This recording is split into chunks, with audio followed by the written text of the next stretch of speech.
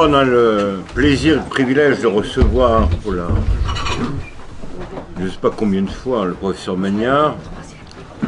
Alors je ne vais pas faire votre biographie, vous avez terminé votre carrière à la Sorbonne, spécialiste de philosophie, de père de l'Église aussi, et vous avez écrit un livre fondamental pour les études pascaliennes, Pascal et le chiffre. Pascal, la clé du chiffre. La clé du chiffre. Ce qui rend maintenant inutile les cogitations d'universitaires. Et ce qui m'oblige à en faire un autre. Voilà. Parce que quand mon ouvrage devient un ouvrage de référence, j'ai l'impression que j'ai fermé le fonds de commerce de tous ceux qui donnaient bon an mal an des thèses sur Pascal. Et alors il faut bien que les études pascaliennes continuent. Vous êtes appuyé sur des verba dicta de Pascal, des mots dits en passant, à partir de l'évangile de Luc. Oui, c'est ça. Et ça donc, a donné une première conférence chez vous. C'est ça. Aujourd'hui, c'est le deuxième volet. C'est le deuxième volet, c'est Pascal et la pensée noble. Oui. Titre ambitieux. Inédit. Inédit et qui devrait retenir votre attention. Et vous reviendrez prochainement pour conclure. Pour le troisième volet. Pour le troisième volet. Et ça donnera l'occasion, je pense, d'une publication dans quelques mois, si Dieu veut. Et vous reviendrez peut-être avec vos livres sur Pascal, comme ça les gens pourront l'acquérir. À vous, cher maître. Donc c'est le deuxième volet de ce triptyque que le frère Thierry me donne l'occasion de révéler. Je l'ai intitulé « Pascal et la pensée noble ». Je partirai d'une anecdote. D'où m'est venu ce type de lecture. Au tournant des années 60, alors qu'on célébrait le 3e centenaire de la mort de Pascal, la vulgate marxiste, lourdement imposée à l'intelligence française, voulait que toute activité de pensée fut sous-tendue par la dialectique, la fameuse diamate, qui en assurait la progression horizontale. Cet invincible moteur lui permettait de résoudre tous les problèmes et de vaincre toutes les difficultés. On vit ainsi Henri Lefebvre donner en 1954 un traitement marxiste de l'œuvre de Pascal, bientôt suivi par Lucien Goldman avec son Dieu caché en 1955, thèse inspirée par Georg Lukács et sa fameuse destruction de la raison. Dieu, disait-il, se cache quand la noblesse de robe, perdant ses privilèges, voit son horizon s'obscurcir, n'offrant plus aucune perspective à l'action. Le suicide permanent de la raison, pour reprendre le mot de Nietzsche que Lukács lui-même ressaisit, ne serait que l'expression de la conscience malheureuse d'une classe sociale condamnée par l'histoire. L'emprise de la pensée officielle était telle que, au tout jeune chercheur que j'étais en 1961, l'on commanda un premier article intitulé « Pascal dialecticien ». Je dus m'exécuter, je n'avais pas le choix, mais j'eus au fait de prendre la mesure de la stérilité d'une telle lecture, d'autant qu'un brillant assistant de Sorbonne à qui je devais m'attacher proposait une démystification de ces schémas, opposant à la pensée dialectique ce qu'il appelait la pensée aristocratique. Héritier aujourd'hui des inédits d'Henri Biraud, puisqu'il s'agit de lui, j'en reprends à mon compte le syntagme. Je partirai de Nietzsche, qui fut un lecteur passionné de Pascal, et que l'on aurait intérêt à confronter avec son auteur de référence. Au paragraphe 253 de Par-delà le bien et le mal, Nietzsche écrit « La noblesse du sentiment, du goût et des mœurs est l'œuvre et l'invention de la France. » Et quand on cherche dans son œuvre la figure française qui illustre le mieux cette affirmation, on découvre que c'est Pascal. Si on ne peut contester, dit Nietzsche, aux Français qu'ils ont été le peuple le plus chrétien de la terre, ne doit-on pas voir en Pascal, dans l'union de la ferveur, de l'esprit et de la loyauté, le plus grand de tous les chrétiens. Fin de citation. Admiration qui va de pair avec une critique radicale, puisque selon lui, la foi d'un Pascal ressemble effroyablement à un suicide permanent de la raison. On sait le mot terrible de Nietzsche dans Ecce Homo. Non seulement je lis, mais j'aime Pascal comme la victime la plus instructive du christianisme, lequel a lentement assassiné d'abord son corps, puis son âme, comme le résultat logique de cette forme la plus effroyable de cruauté inhumaine. En quoi consiste cette cruauté inhumaine? En une incessante remise en cause de la raison par la raison elle-même. Quand Pascal écrit « Il n'y a rien de si conforme à la raison que ce désaveu de la raison ». Pourtant, comme je vais vous le montrer, il y a entre Nietzsche et Pascal une très grande proximité. Et cette très grande proximité, elle est dans le fait que l'un et l'autre répugnent à ce que précisément Lefebvre, Goldman et compagnie appelaient la dialectique, la pensée horizontale, la pensée couchée, la pensée serbe. Et il lui oppose une pensée ascendante, une pensée légère, une pensée dynamique, une pensée qui monte, une pensée qui pratique sans cesse l'escalade. Et c'est cette parenté entre Pascal et Nietzsche que je voudrais faire apparaître. Vous voyez dans la volonté de puissance le mépris de Nietzsche à l'endroit de la dialectique. Avec la dialectique, c'est la plèbe qui triomphe. Avec la dialectique, c'est la plèbe qui prend le dessus. Or, c'est cela qui va permettre à Nietzsche d'envisager une sorte de confrontation avec Pascal sur un point qu'ils ont en commun, le constat de la mort de Dieu. Qu'est-ce que cela veut dire, la mort de Dieu? Vous avez tous en mémoire le fameux alinéa du Gai Savoir, alinéa 125, où l'insensé annonce que Dieu est mort. Dieu est mort et c'est nous qui l'avons tué. Ce que le monde a possédé jusqu'à présent de plus sacré et de plus puissant a perdu son sang sous nos couteaux. Il y revient au paragraphe 344, le Dieu ancien est mort.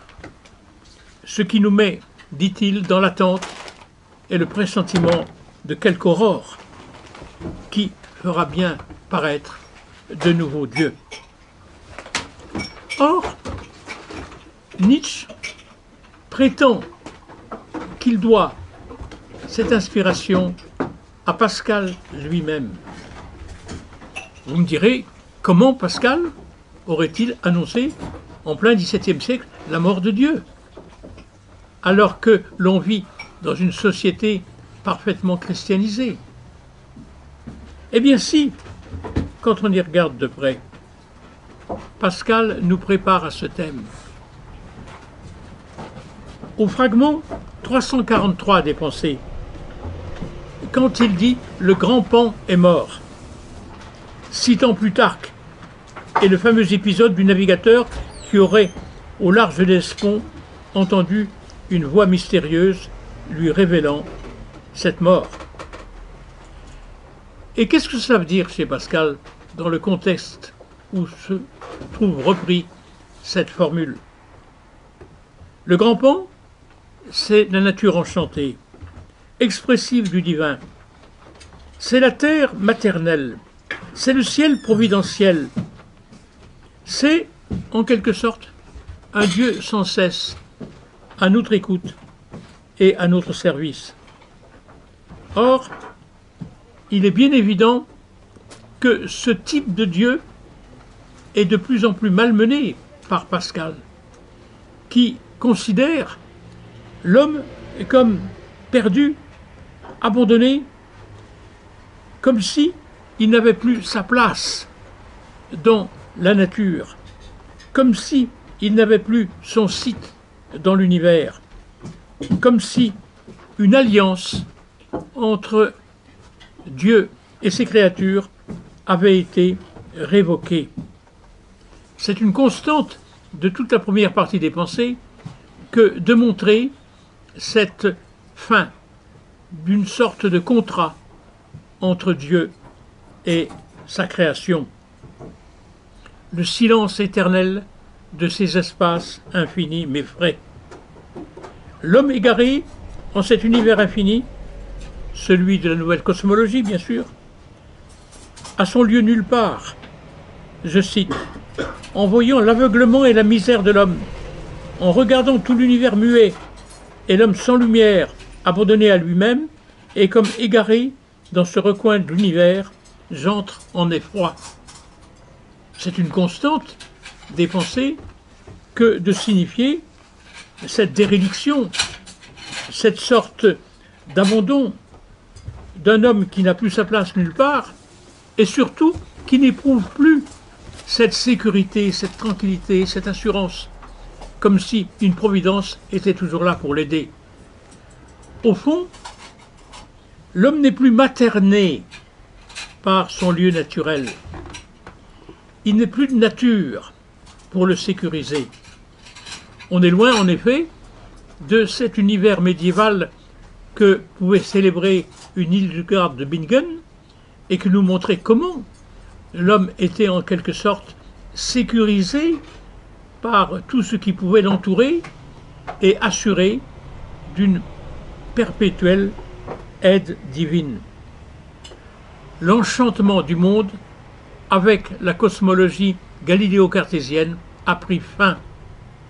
Et cet enchantement du monde, s'il prend fin au niveau des scientifiques, prend fin aussi au niveau du politique, du fait de l'évolution considérable de la société et des mœurs.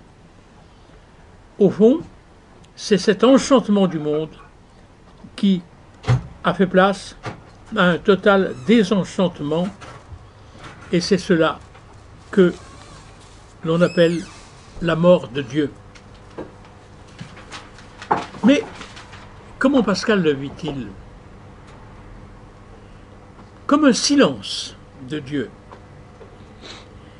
Un silence de Dieu tel que celui que évoquera à notre époque, je parle de nos commentateurs Lefebvre ou Goldman en 1960, mais pensez à toute la littérature issue de Elie Wiesel, de Hans Jonas, sur le silence de Dieu devant les horreurs du XXe siècle.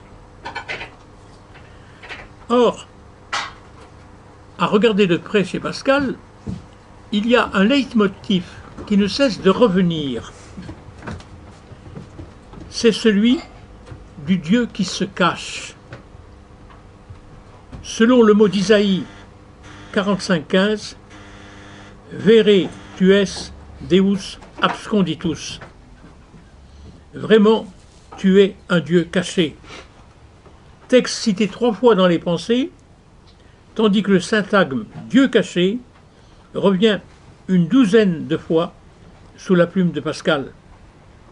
Notamment dans la fameuse lettre aux Roannais de fin octobre 1456, où il est dit que Dieu se cache sous le voile de la nature jusqu'à son incarnation, où il se recouvre de notre humanité,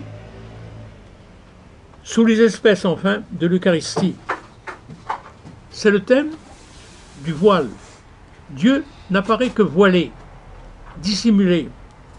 Il se cache sous le voile de la nature, c'est-à-dire que la nature, alors qu'elle était une théophanie au Moyen-Âge, j'ai cité Hildegard de Bingen, où tout montrait Dieu, où tout manifestait Dieu, elle est aujourd'hui, à travers son interprétation galiléo-cartésienne et mécaniste, une sorte de voile qui dissimule ce qu'a pu être la sagesse et la mansuétude du Créateur à notre endroit. On ne voit plus rien de cette protection divine. Et quand Dieu se révèle, c'est sur le mode de l'incarnation, c'est-à-dire qu'il se cache doublement. Non seulement le Créateur s'est caché dans son œuvre à travers la nature, mais le Christ, en s'incarnant, se dissimule à nos yeux sous le voile de l'humanité. Humanité qui ne montre pas Dieu, mais plutôt le dérobe à nos yeux. Et Pascal va encore plus loin lorsqu'il nous montre que cette dissimulation, elle est redoublée par l'Eucharistie, puisque c'est sous les espèces du pain et du vin que désormais il veut se montrer. Toute révélation, dit Pascal, est une dissimulation. Toute révélation est paradoxale, puisque Dieu se cache quand il prétend se montrer. Je crois qu'Isaïe le voyait en cet état, écrit Pascal, lorsqu'il dit en esprit de prophétie, véritablement, tu es un Dieu caché. On peut ajouter à ces considérations, dit-il, le secret de l'Esprit de Dieu, caché encore dans ses Écritures. Et Pascal d'insister sur cet étrange secret dans lequel Dieu s'est retiré, impénétrable à la vue des hommes. Dès lors, il est clair, et c'est cela qui a fait l'objet de ma thèse que rappelait tout à l'heure le frère Thierry, que ce que on a appelé l'apologie de la religion chrétienne, qui eût été l'œuvre achevée, ébauchée à travers les pensées, relève moins de l'apologétique proprement dite que de ce que j'ai appelé dans la clé du chiffre l'herméneutique, c'est-à-dire de l'art de l'interprétation, cherchant si ce Dieu qui se cache n'aurait pas laissé, comme dit Pascal lui-même, quelques marques de lui-même qui permettraient de s'assurer de son existence. Quelques traces de son passage et de son action. Notre tâche était donc de proposer non pas une mise en ordre des fragments des pensées à des fins apologétiques et démonstratives, comme si Pascal aurait voulu établir par des preuves que Dieu existait bien, mais c'était une tentative d'herméneutique qu'il fallait tenter à partir de Pascal, se demandant en quoi les écrits de Pascal permettaient un déchiffrement de la nature et de l'histoire, autrement dit une interprétation de ces documents chiffrés, c'est le mot qu'utilise Pascal, documents chiffrés, que serait la nature et l'histoire. Trouver la clé du chiffre, c'est bien la question que posait Pascal lui-même, c'est-à-dire trouver une clé interprétative qui nous permettrait, sous cette dissimulation que sont la nature et l'histoire, de retrouver une parole divine. C'est sur ce point précisément que va porter l'attention de Nietzsche et sa critique. Il semble en effet que Nietzsche ait pris le parti de lire Pascal exactement comme je le lis. C'est pas pour apporter de l'eau à mon moulin, c'est que je me trouve là tout à fait en accord avec lui. Mais comment va-t-il, lui, interpréter cette dissimulation de Dieu? Il se pose la question, comment se fait-il que Dieu se cache? Et peut-on rendre raison de cette dissimulation? Il y a dans Aurore, au paragraphe 91, un texte absolument sensationnel que aucun pascalien jusqu'ici n'a exhumé et lu. Je lis. Le texte est intitulé « La probité de Dieu ». Nietzsche nous dit « Personne n'a été plus éloquent que Pascal pour parler du Dieu caché et des raisons qu'il a de se tenir si caché et de ne dire jamais les choses qu'à demi. Marque que jamais Pascal n'a pu se tranquilliser à ce sujet. Mais il parle avec tant de confiance que l'on pourrait croire qu'il s'est trouvé par hasard dans les coulisses. Dans une autre traduction, on dit derrière le rideau. Il soupçonnait une immoralité dans le Deus absconditus, mais il aurait eu honte et il aurait craint de se l'avouer. C'est pourquoi il parlait aussi haut qu'il pouvait, comme quelqu'un qui a peur. Voilà un texte sensationnel. Je suis étonné que les pascaliens jusqu'ici ne l'aient pas exhumé, car c'est une interprétation tout à fait étonnante des textes que Pascal consacre au Dieu caché. Que nous dit Nietzsche exactement? Il cherche les raisons pour lesquelles Dieu se cache. Pourquoi ne dit-il les choses qu'à demi? Et dans le contexte, mettant en question ce qu'il appelle la probité de Dieu, Nietzsche fait valoir que ce n'est pas le fait d'un Dieu bon, ce n'est pas le fait d'un Dieu miséricordieux, d'un Dieu attentif à ses créatures, que de masquer son œuvre et d'en dissimuler le sens. Pourquoi cette dérobade? Et, comme le dit Nietzsche, l'insistance de Pascal à revenir sur le texte d'Isaïe et à s'interroger dans sa dissimulation témoigne de l'inquiétude profonde de ce croyant à l'endroit de la miséricorde divine. Inquiétude telle que il soupçonne, c'est Nietzsche qui parle, une immoralité dans le Deus absconditus. Mais il aurait eu honte et il aurait craint de se l'avouer. Il soupçonne un Dieu pervers, comme dira le père Maurice Bellet dans son livre fameux sur la question, le seul d'ailleurs qui ait traité de cette question à ma connaissance.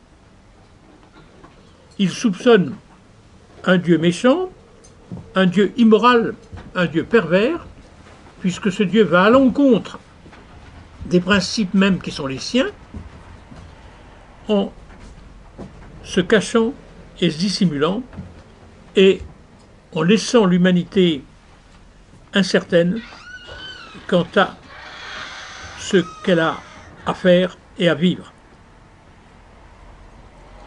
Dieu, donc, se dissimule, et cela laisse Pascal inquiet, nous dit Nietzsche. Inquiet de ce qui est pour le moins un retrait de Dieu, qui semble mettre en défaut sa providence.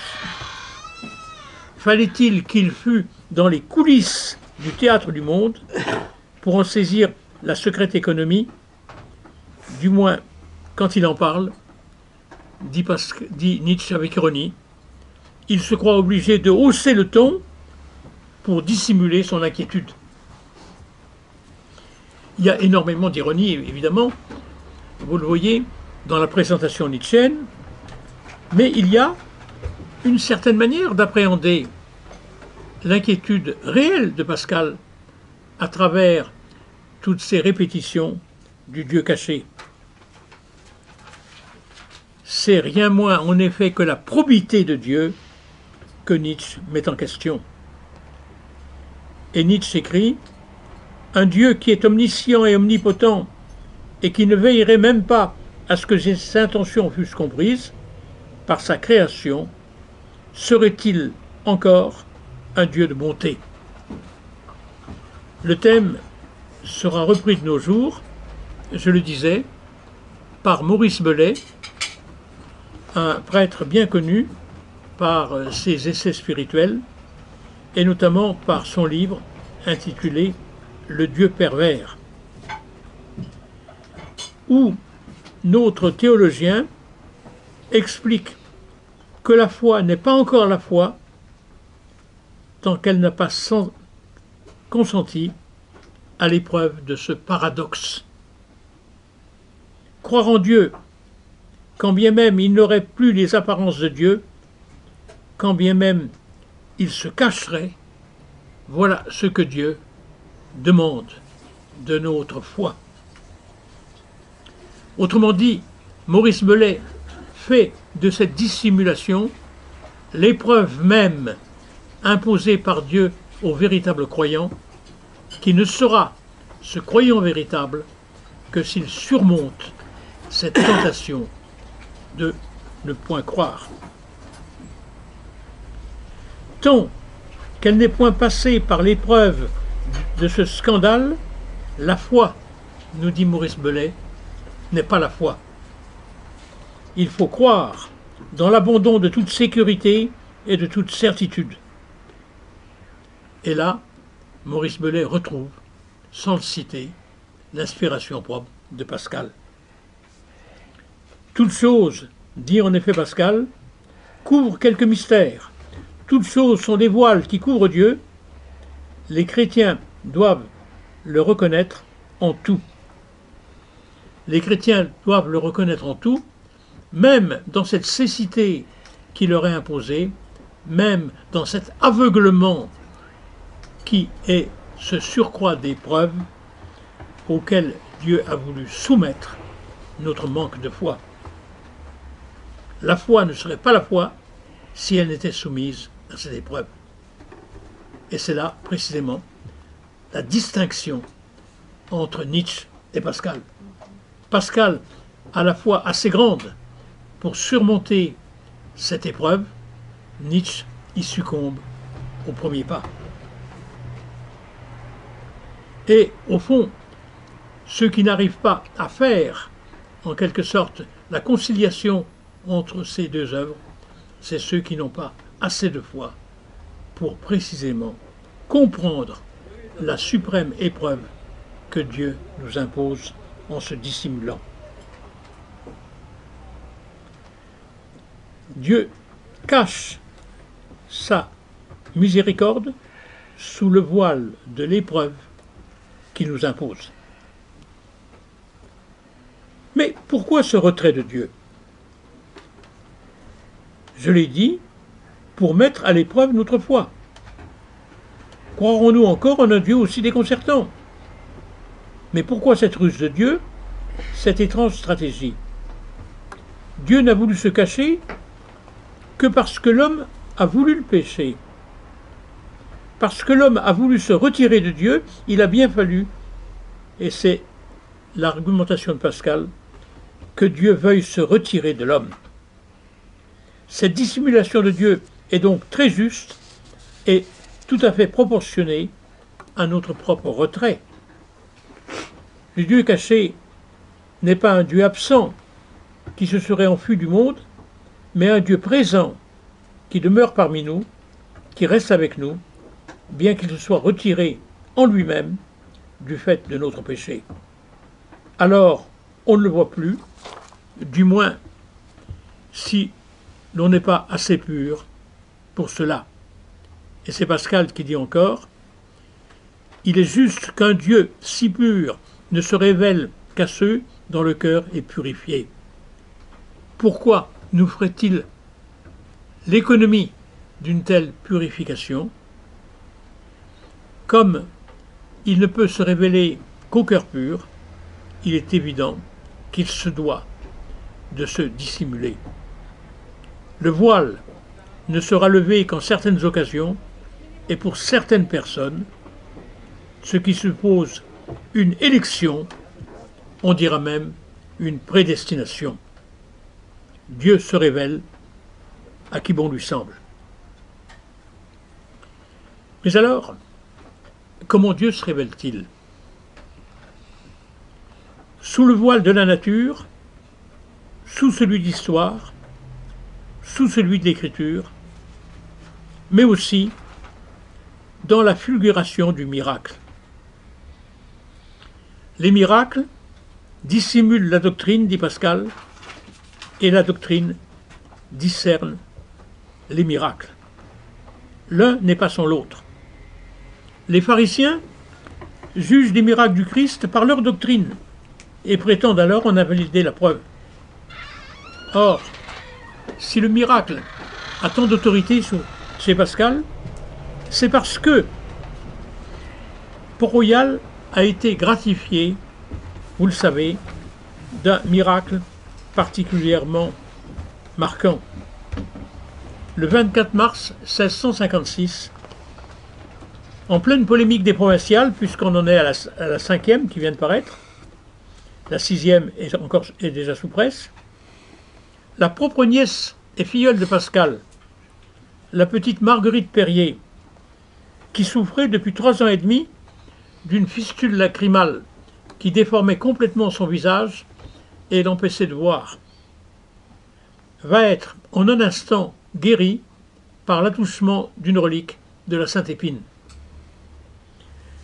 Miracle aussitôt constaté par de nombreux médecins parisiens qui divulguent la nouvelle. Pascal peut dire « Voici que Dieu choisit lui-même cette maison, en parlant de Port-Royal, pour y faire éclater sa puissance. Il faut bien en accueillir le crédit, et non pas, comme les jésuites qui ne sont que des pharisiens, disqualifier le miracle parce que la doctrine ne serait pas la saine doctrine, puisqu'elle est celle qui condamne le laxisme des jésuites. Il faut donc accueillir la doctrine si l'on fait crédit au miracle. On ne peut pas faire crédit au miracle sans y voir une confirmation de la doctrine. Et c'est cela qui constitue comme un tournant dans cette apologétique pascalienne, ou plutôt dans cette herméneutique. Un signe sensible, un signe qui s'inscrit dans l'événementialité, mais aussi un signe singulier, un signe qui touche à quelqu'un, à une maison, à un groupe, comme si Dieu n'avait de considération que pour la singularité. Et ça, c'est un trait constant de la spiritualité de Port-Royal, et en particulier de celle de Pascal. Une spiritualité de l'élection, une spiritualité de la prédestination. L'élection, c'est le fait que Dieu se révèle comme il lui plaît. Rien de plus inégalitaire que le Dieu de Pascal. Il fait des différences. Il a ses élus et ses réprouvés.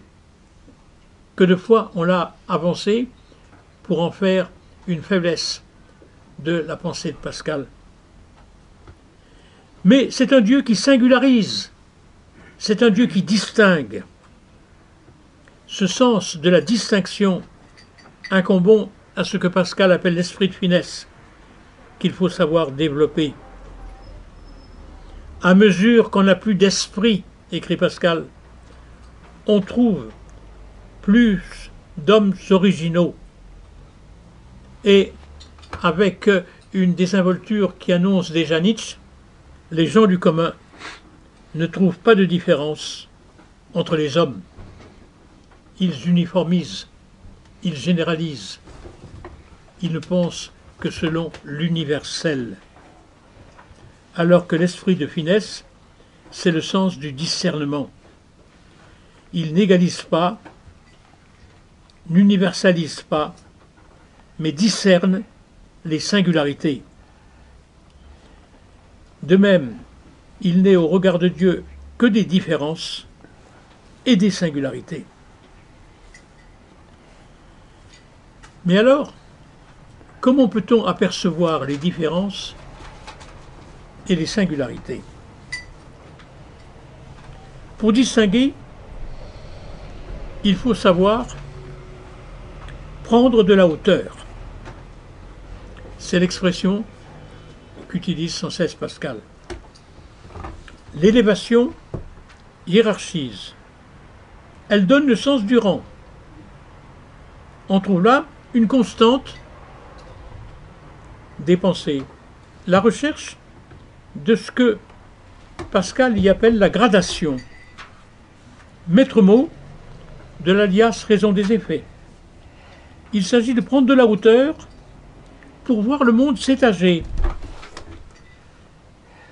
le disposer stratifiquement, de manière scalaire, prendre du recul, garder ses distances jusqu'à atteindre cette arrière-pensée, la pensée de derrière, qui nous fait juge de la réalité. La gradation tient à distance. Elle n'est pas méprisante, elle est digne. Elle n'est pas hautaine, elle est fière. Ainsi, la joyeuse verticalité de la gradation se distingue de la pesante horizontalité de la progression. La progression, fût-elle mue par la dialectique, relève de ce que j'appellerais la pensée couchée, la pensée rampante, la pensée basse, alors que la gradation est cette joyeuse escalade. Il faut, écrit Pascal, avoir une pensée de derrière et juger de tout par là, en parlant cependant comme le peuple. Le peuple honore les grands, mais nous, les vrais chrétiens, nous honorons aussi les grands. Seulement ce n'est pas par la même raison que le peuple. Le peuple le fait par flagornerie, nous le faisons parce que nous avons le sens de l'ordre et de la discipline. Nous le faisons, dit-il, par cette arrière-pensée qu'il appelle la pensée de derrière. Cette pensée qui tient à ce que nous savons prendre du recul par rapport à la réalité. Cette pensée qui nous permet de penser librement, quelle que soit notre attitude dans le siècle, et de nous départir de toute influence. Cette pensée qui nous affranchit. Il faudrait ici, si on avait le temps, analyser un texte que je vais cependant vous lire. C'est le fragment 90, intitulé « Raison des effets » et sous-titré « Gradation ». Le peuple honore les personnes de grande naissance. Les demi-habiles les méprisent, disant que la naissance n'est pas un avantage de la personne, mais du hasard. Les habiles les honorent, non par la pensée du peuple, mais par la pensée de derrière. Les dévots, qui ont plus de zèle que de science, les méprisent malgré cette considération qui les fait honorer par les habiles, parce qu'ils en jugent par une nouvelle lumière que la piété leur donne.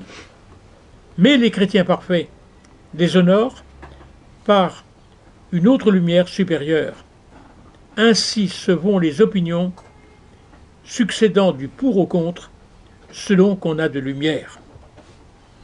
Texte que vous avez tous lu un jour ou l'autre, mais auquel il faut toujours revenir pour comprendre ce que c'est cette stratigraphie de la pensée, cet étagement de la pensée, cette pensée qui monte, puisque vous voyez comment thèse et antithèse se succèdent, non pas sur le mode dialectique de la recherche d'une synthèse, mais dans un dépassement de l'inférieur par le supérieur, jusqu'à ce terme ultime de la gradation qu'est la pensée de ceux qu'il appelle les chrétiens parfaits.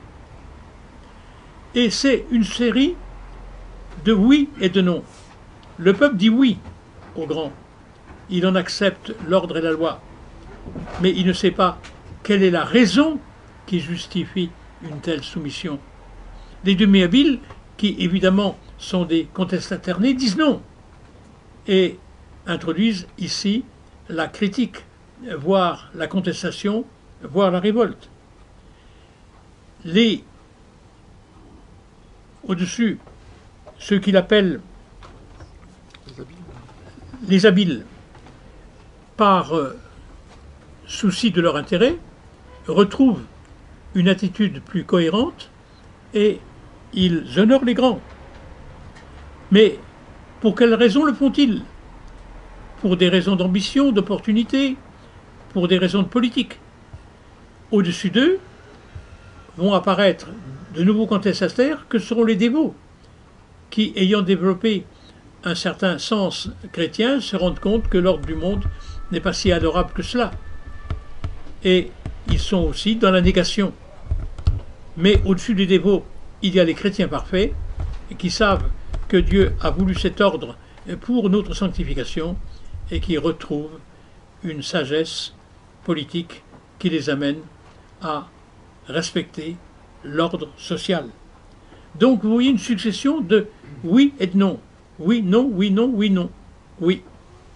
Et ainsi, une sorte de dépassement des positions les unes par les autres dans une perpétuelle ascension. C'est cette conception hiérarchique et ascendante de la vérité que je veux mettre en honneur et caractériser comme la pensée ascendante, ou la pensée noble, ou la pensée aristocratique, pour reprendre les mots utilisés par Nietzsche pour la caractériser. Pensée ascendante, pensée hiérarchique. Et c'est cela que je voudrais illustrer par la théorie dite des trois ordres.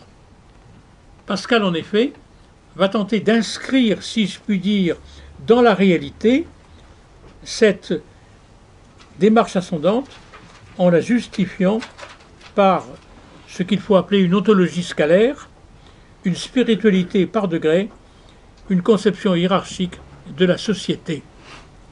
Pascal s'inscrit ainsi dans la grande tradition de Denis l'Aréopagite, de Jean Scott Érigène, de Nicolas de Cuges, de Charles de Beauvel, autant que j'ai pu la reconstituer. Mais pour ce qui est de Pascal même, je ne vais pas lui imputer la lecture de tous ces auteurs, mais j'ai pu établir que l'un des livres de chevet des religieuses de Port-Royal était depuis quelques 20 ans l'Échelle sainte de Jean Climac, un père spirituel qui avait proposé le premier cette notion d'ascension et de degré d'ascèse ou de connaissance. Jean Climac est en effet le livre de chevet des religieuses de Port-Royal et des messieurs de Port-Royal dès 1635. Et ce que j'ai découvert, c'est que l'ouvrage qu'a lu Pascal n'était pas celui-là, mais une traduction nouvelle, imputable à un monsieur de Port-Royal qui était Arnaud d'Andilly, qui a réédité, ou plutôt qui a édité à nouveau frais une nouvelle traduction de l'Échelle sainte, en 1650 exactement. Et c'est ce livre de 1650 qui était répandu et que tout le monde avait à Port-Royal. Ce qui témoigne d'une manière de penser qui s'imposait à ce moment-là. Or, j'ai une lettre de Pascal à la reine Christine de Suède de 1652 qui met en œuvre cette hiérarchie, cette ontologie scalaire, cette manière graduelle de procéder. Lettre à la reine Christine de Suède. Rappelons qui est Christine et ce que signifie la date de 1652 pour cette reine. Elle fut l'une des protectrices de Descartes, vous vous souvenez, puisque c'est précisément chez elle que Descartes contracta la pneumonie qui devait l'emporter en 1650. Mais cette dame, qui en effet était très piquée de science et de philosophie, et qui avait la faiblesse d'inviter Descartes en plein hiver et dans la saison la plus froide, le convoquer à 4 heures du matin pour des débats scientifiques, cette reine n'allait pas en rester là, puisqu'elle allait continuer à inviter la fine fleur de l'intelligence française, et c'est ainsi qu'elle invita Pascal lui-même, qui, pour des raisons de santé, déclina l'invitation, bien lui en prie, mais qui donna à la reine une très belle lettre qu'on a conservée, correspondance entre eux. Malheureusement, on n'a gardé que cette lettre-là. Et on l'a gardée tout simplement parce qu'elle accompagnait l'expédition par Pascal à la reine de son fameux traité du vide. Donc c'était pour lui faire l'hommage de ce traité du vide qu'il lui écrivait cette lettre. Or, vous savez quel allait être le destin de cette reine, qui très vite allait perdre son trône, chercher refuge à Rome et se convertir au catholicisme. Ce qui n'allait pas arranger ses affaires politiques puisque ça allait lui faire perdre définitivement sa couronne. Mais c'est à cette reine qui a encore sa couronne qu'écrit Pascal. Et ce qu'il veut lui faire apparaître, c'est comment elle doit, en quelque sorte, gérer sa vie en fonction de ce que la Providence lui a donné. Pascal salue en la souveraine deux choses qui lui semblent également dignes d'admiration et de respect: l'autorité royale et la science solide. Car, dit-il, j'ai une vénération toute particulière pour ceux qui sont élevés au suprême degré, ou de puissance ou de connaissance. Or, cette reine a les deux. Elle est reine, elle règne sur la Suède et sur toutes les possessions de la Suède qui à l'époque sont très nombreuses en Europe, et elle règne sur l'intelligence, si on peut dire, puisqu'elle est considérée non seulement comme une princesse de chair, mais comme une princesse d'esprit, ce que Pascal appelle les grands esprits, ayant conquis une véritable autorité sur le plan intellectuel. En effet, dit Pascal, les mêmes degrés se rencontrent entre les génies qu'entre les conditions, et le pouvoir des rois sur les sujets n'est, ce me semble, qu'une image du pouvoir des esprits sur les esprits qui leur sont inférieurs, sur lesquels ils exercent le droit de persuader, qui est parmi eux ce que le droit de commander est dans le gouvernement politique. Autrement dit, il établit une analogie: on peut régner sur les corps, comme le fait la reine sur ses sujets, on peut régner sur les esprits, comme le fait l'intelligence royale tout à fait remarquable sur tous les gens qu'elle peut inviter à Stockholm. Ainsi, se distinguent là deux empires. Le second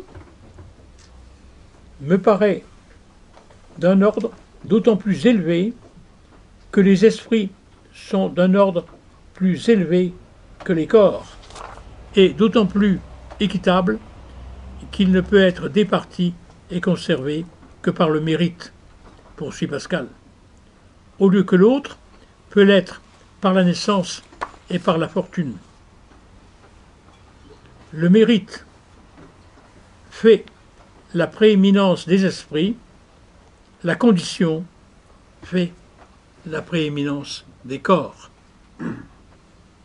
On voit donc deux prééminences, dont l'une est figurative de l'autre.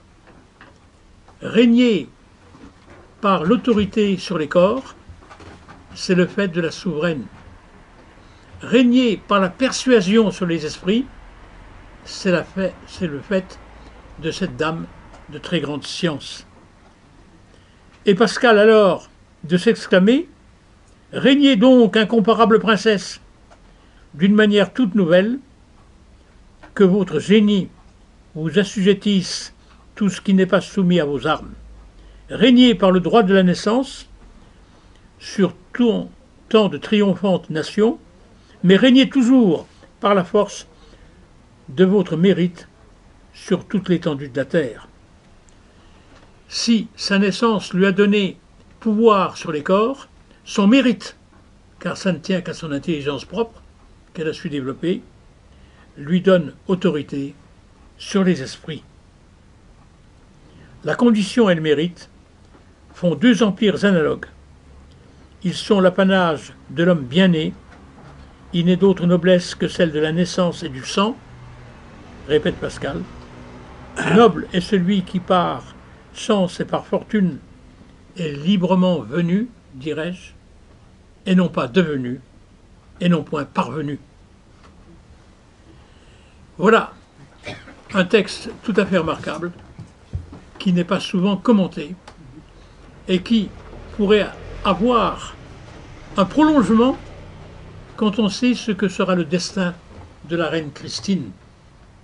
Retrouvons-la quelques années plus tard, sans couronne et exilée à Rome, où elle vit sous la protection du pape, en pénitente, en train de gravir la dernière marche de l'échelle, celle des grands par la charité. Elle aurait été grande par la chair, une reine tout à fait remarquable. Elle aurait été grande par l'esprit, elle l'a été dans ses débats philosophiques. Elle sera grande par la charité dans la dernière étape de sa vie. C'est ça la gradation à laquelle la pensée pascalienne nous invite. Noblesse oblige, elle veut que l'on monte toujours davantage d'une strate à l'autre. Qu'est-ce que nous trouvons là? L'expression de la fortune, de la prédestination, dont on aura dit tant de mal, alors qu'elle est simplement l'aveu d'une élection singulière de Dieu à notre endroit. Du hasard, que Pascal célèbre sans cesse, comme le célébrera Nietzsche. Le hasard est la plus vieille noblesse du monde, dira Nietzsche. Toute noblesse est noblesse du sang, noblesse de naissance naturelle ou surnaturelle, sang des ancêtres ou du vieil homme, mais sang aussi d'un homme nouveau, parce qu'éternel, sang de Jésus-Christ, versé pour moi singulièrement. J'ai versé telle goutte de sang pour toi. Et c'est précisément cette élection sur laquelle revient sans cesse Pascal. Dressons alors, si vous le permettez, cette échelle sainte que Pascal a su réinventer. C'est notre sang, dirait Nietzsche, qui nous y oblige. Christine a perdu sa couronne. Elle est à Rome l'hôtesse du pape. Elle règne plus que jamais par l'esprit, mais aussi par la charité dans laquelle elle excelle. La hiérarchie alors s'impose, donne une stratification des ordres, comme déjà au XIIIe siècle, chez un Dionysien que fut Thomas Gallus, l'abbé de Versailles, qui avait célébré Jean Climac et distingué la chair, l'esprit, la charité. C'est là le modèle mathématique qui va permettre à Pascal de reprendre cette stratification pour essayer de la traduire dans les nombres eux-mêmes. Rappelons-nous le traité de la sommation des grandeurs numériques qui se termine par ce principe. On n'augmente pas une grandeur continue lorsqu'on lui ajoute en tel nombre qu'on voudra des grandeurs d'un ordre d'infinitude inférieur. Ainsi les points n'ajoutent rien aux lignes, les lignes aux surfaces, les surfaces aux solides. En sorte qu'on doit négliger comme nulles les quantités d'ordre inférieur. La mathématique lui enseigne qu'un ordre inférieur s'annule devant l'ordre supérieur. Et c'est là que on trouve dans ce modèle mathématique, au fond, une expression de cette vérité que le spirituel Pascal va essayer de traduire dans ce qu'il appellera sa doctrine des trois ordres: la chair, l'esprit, la charité. Ces trois ordres, qui sont des ordres d'excellence, qui sont des ordres de perfection, qui sont des ordres dont l'inférieur figure par anticipation le supérieur. Les grands de chair, les rois, les princes, les capitaines. Les grands d'esprit, ceux qui ont fait avancer la mathématique ou la physique. Les grands de charité, ceux qui ont excellé par les vertus de l'Évangile. Voilà les trois ordres pascaliens. La distance infinie des corps aux esprits figure la distance infiniment infinie des esprits à la charité, car elle est surnaturelle.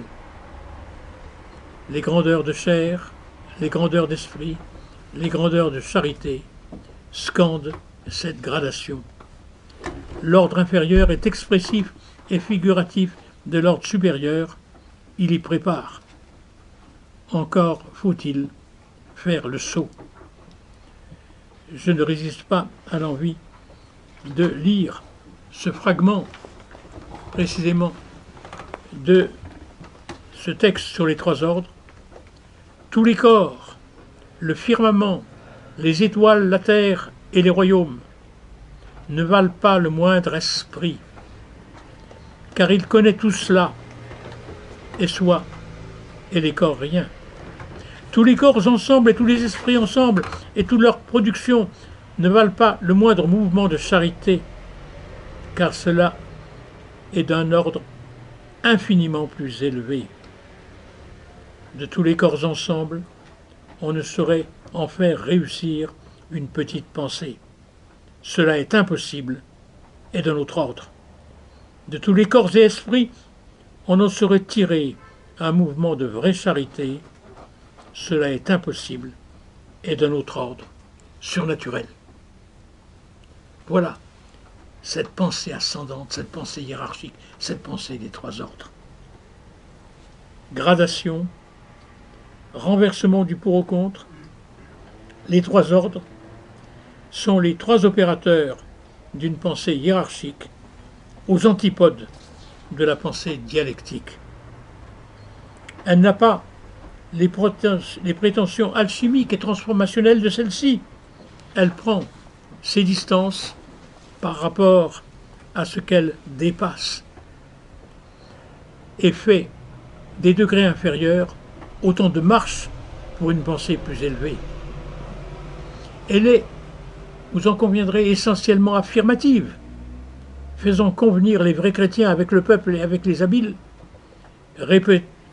rejetant les hommes du non, qui sont les demi-habiles ou les dévots. Elle ne sacrifie pas au travail du négatif, pour parler comme nos déconstructeurs d'aujourd'hui. Elle est tolérante et compréhensive. Concluons provisoirement, puisque je vous ai annoncé un troisième volet du triptyque, sur ce que Pascal nous apporte à travers les textes que je vous livre aujourd'hui.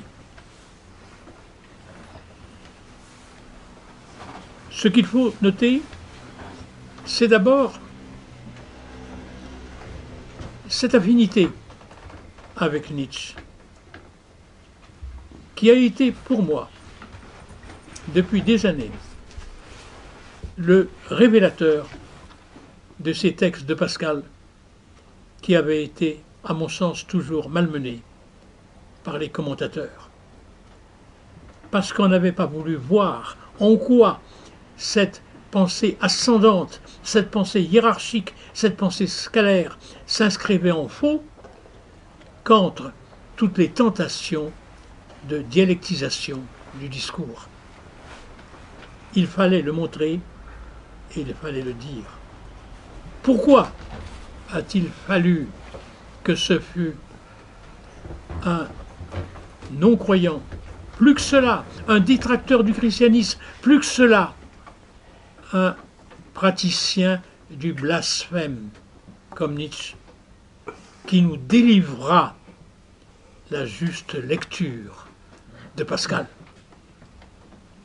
C'est peut-être le salut de Nietzsche que de dire qu'il nous a révélé le vrai Pascal et qui nous a donné le sens précisément de ce Dieu qui se cache. Nous faisons entendre qu'une foi qui ne serait pas soumise à une telle épreuve ne serait même pas la foi. C'est en réponse à Nietzsche que nous sommes susceptibles de le dire. Merci Frédéric Nietzsche. Et la deuxième chose que je voudrais, c'est, dans l'annonce de mon prochain propos, au printemps, si je ne suis pas abusif auprès du frère Thierry,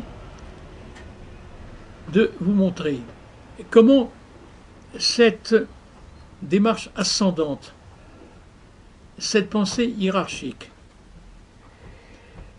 nous permet de reconstituer ce qu'est la seule et véritable apologétique de Pascal. Non pas une démonstration en bonne et due forme du bien fondé de la religion chrétienne. Jamais Pascal n'a eu cette prétention, dont l'idée est venue bien après, chez ceux qui ont voulu mettre de l'ordre dans les fragments de Pascal. Ça date du XVIIIe siècle. Ça date de ce siècle des Lumières, c'est-à-dire de ce siècle de la cécité, ce siècle, ce nocturne qu'on a appelé siècle des Lumières. Car en effet, quel est le problème?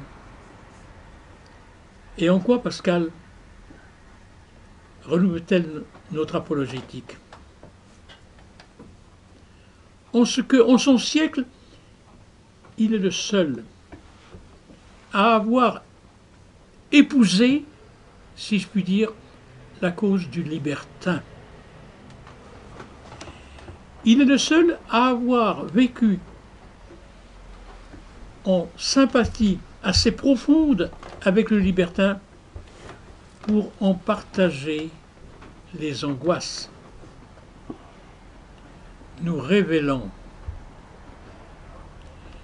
chez le libertin, qui a fait l'économie de la foi chrétienne, qui a fait l'économie de la morale chrétienne, qui a fait l'économie de la vie chrétienne, qui vit totalement affranchi, et qui cependant reste sans réponse devant une inquiétude qui le taraude, l'effroi devant la mort qui ne laisse advenir. Plus que cela, l'angoisse. Mais beaucoup plus que cela, je vous le montrerai la prochaine fois sur les textes même de Pascal, la honte de pouvoir un jour être défait dans ce combat pour la survie, pour l'efficacité, pour l'immortalité. Il y a des pages étonnantes de Pascal où il nous dit l'angoisse du libertin. Certes, il semble s'être sécurisé sur tout. Et puis soudain l'étreint cette inquiétude. Oh, si jamais le croyant disait vrai. Combien ce serait terrible pour nous qui n'avons pas voulu croire. Et il y a, à partir de ce moment-là, un dialogue entre Pascal et le libertin, où Pascal ne lâche plus le libertin, par amour pour lui. Mais enfin, tu te rends compte? Tu admets cette hypothèse, tu ne peux pas la récuser. Si jamais le christianisme disait vrai. Alors, moi qui ai toujours vécu dans la révolte contre Dieu et dans l'impiété, qu'est-ce qu'il adviendra de moi? J'ai lu à la loupe toute cette littérature libertine du XVIIe siècle. Elle est particulièrement pathétique et émouvante. Et elle trahit bien souvent cette angoisse, cette horreur, cette déroute complète de l'intelligence, de l'imagination, de la sensibilité devant cette hypothèse qui n'est jamais réfutée par le libertin. Que faire si jamais le christianisme avait raison? Alors, c'est ce dernier combat de Pascal avec son ombre que je vous proposerai la prochaine fois.